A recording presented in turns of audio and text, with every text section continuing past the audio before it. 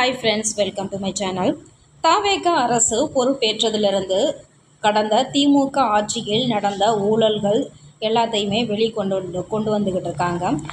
அந்த வகையில் இன்றைக்கி நம்ம சார் பதிவாளர் அலுவலகத்தில் நடந்த ஊழலை பற்றி தான் பார்க்க போகிறோம். நம்ம சேனலில் சொல்லப்படுற கருத்துக்கள் உங்களுக்கு பிடிச்சிருந்தால் லைக் பண்ணுங்கள், ஷேர் பண்ணுங்கள், சப்ஸ்கிரைப் பண்ண மறந்துடாதீங்க. தமிழகம் முழுவதும் பல்வேறு சார் பதிவாளர் அலுவலகத்தில் நடந்த லஞ்ச ஒழிப்பு சோதனையில் கணக்கில் காட்டப்படாத பல லட்சம் ரூபாய் வெளிக்கொண்டு வந்திருக்காங்க.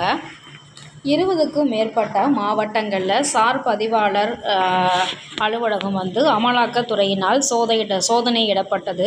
இந்த சோதனையின் பொழுது 37.57 லட்சம் ரூபாய் கணக்கில் வராத பணங்கள் மறைத்து வைக்கப்பட்டதை கண்டுபிடிச்சிருக்காங்க தாவேக அரசு.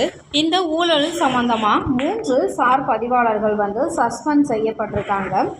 இதில் அரசுக்கு வருவாய் இழப்பை ஏற்படுத்தியதாக திருப்பத்தூர், தருமபுரி மற்றும் கிருஷ்ணகிரி மாவட்டங்களை சேர்ந்த 3 சார் பதிவாளர்கள் சஸ்பெண்ட் செய்யப்பட்டிருக்காங்க.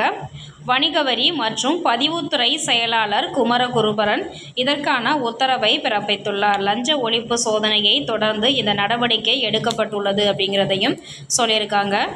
அடுத்ததாக நம்ம மின்சாரத்துறை அமைச்சர் செந்தில் பாலாஜியும் ஊழலில் ஈடுபட்டிருக்காங்க. 8 லட்சத்துக்கு வாங்க வேண்டிய டிரான்ஸ்ஃபார்முகளை 13 லட்சத்துக்கு வாங்கியதாக கணக்கு காமிச்சிருக்காரு அரசாங்கத்துக்கு. இன்னும் பல துறைகளில் நடக்கிற ஊழல்களை தொடர்ந்து வெளிக்கொண்டு வந்துக்கிட்டே இருக்காங்க. தொடர்ந்து நம்ம சேனலை பாருங்கள், சப்ஸ்கிரைப் பண்ணுங்கள். தேங்க்யூ ஃபார் வாட்சிங்.